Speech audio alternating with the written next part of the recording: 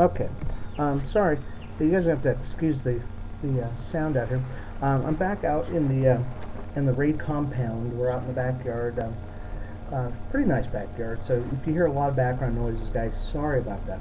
But let's get to the main topic here. The main topic is the um, healthcare debate, and we've got a lot of things that are going on with the healthcare debate. Um, Many people say that it's going to fundamentally change the way the country is run. Some people say it's going to bankrupt the country. Some people say that no, it's going to do a great thing for the country as far as the budget and everything else. And you know what, guys? I don't know. I'm just. Could you? I'm sorry, Jaden, because it's really loud. We've got birds all out here, and it's just an amazing area that we're out back here in the backyard. Thank you, Mr. Bird.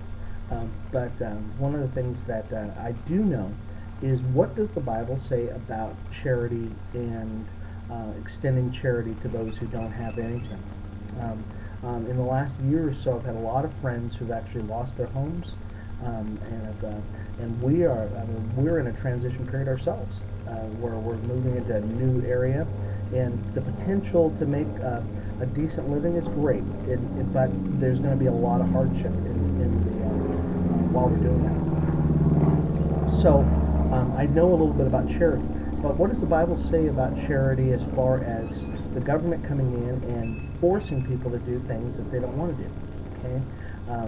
On one side, you've got people saying, hey, and even you've got a group of Catholic nuns that are saying, hey, I'm going to join the side that says, yes, government-run health care is the thing to do. And then you've got on the other side where people say, no, you shouldn't force anybody to do anything. But the problem with either side is that you go too far on either side. Okay, and I think that's where we are as a country right now. Are we going to force people to give, or are we going to force people, or are we just going to allow people to die? And I was an electrician for 15 years. I know about Cadillac health plans because I had one of those Cadillac health plans.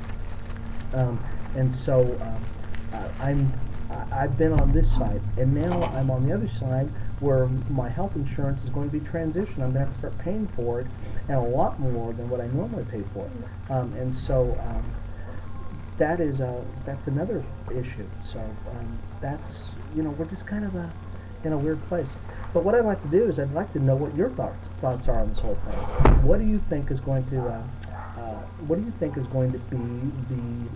the answer to this whole healthcare debate? Tomorrow is but the first day. Okay, really, everybody thinks that it's going to all be over by tomorrow, but it won't be, you guys, because as a free society, we can vote for things and we can not vote for things. So, excuse me, you have to excuse my grandson. He forgot I'm recording out here. So I need to know what your opinions are on this, you guys. What are your opinions on this? Should the government be able to do what they're doing, or should they just allow people to do their own thing? And potentially a lot of people are going to probably not have health insurance. Okay, so that's one question. Number two is, as an insurance agent, you guys, and I just became an insurance agent recently. I get to deal with people who and I help people with their retirement. And a lot of people that I've been dealing with, and I would say probably 100% of those people that I've dealt with right now, have had the opportunity to provide for themselves, but for whatever reason decided not to. And now they've got their hands out and saying, hey, government, take care of me.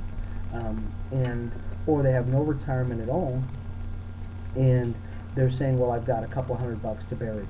Okay? Well, the reality is, we all have an opportunity to do whatever we want to do in this world, and we should take full advantage of it. And that is the problem that I see. Another major problem is because it's not as though we came into this world and we were born with a brain thing where we couldn't do anything. Literally, these people are choosing not to provide for themselves. Okay, I was just with a couple of days ago.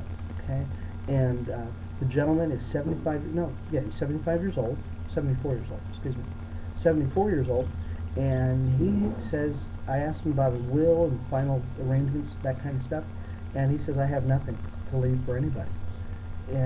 But his sister, who I met a half an hour before, lived on an acre of land that she bought back in the 50s. It's paid for. She has had all of her financial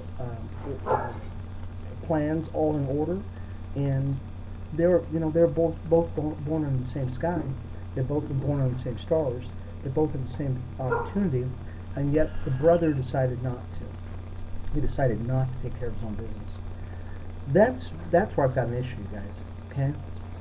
Should we as a society say, okay, you know what, we're going to reward you, or we're going to take care of you, Mr. Smith, Mr. Jones, whoever it is, even though you had an opportunity to take care of yourself and you didn't? Okay?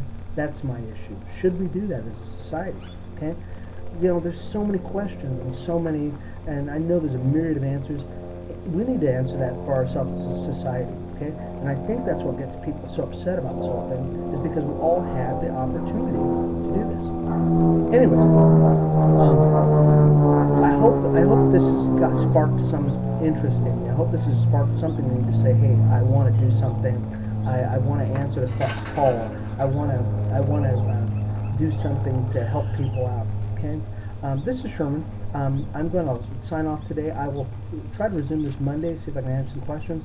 I'm going to be playing, I'm going to watch my grandson play some baseball today, because you know, it's a wonderful day. He's going to start here in another half hour or so.